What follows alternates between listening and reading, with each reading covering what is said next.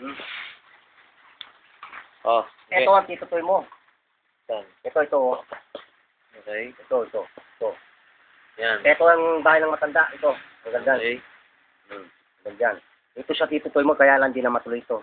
Mm-hmm. Hindi na matuloy ito. Ito yung second floor plan. Oh. Mm-hmm. Ayan. Ito naman yung floor plan.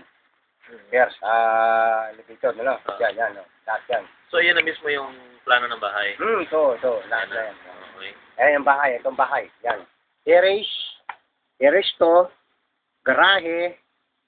Living room. Itong garahe na ito, nilukit ng garahe, yan ang kitchen. Dining hall, tsaka kitchen. Magkasama. So, yan, oh. Ito naman ang kwarto. Ibaba, tsaka itaas. Ito sana yung kay Tito Toy mo, kaya lang, hindi natuloy. So, may terrace. Hindi na. Wala, hindi natuloy. Wala tayong magagawa. Ayaw nila. Kahit si mami mo, ayaw.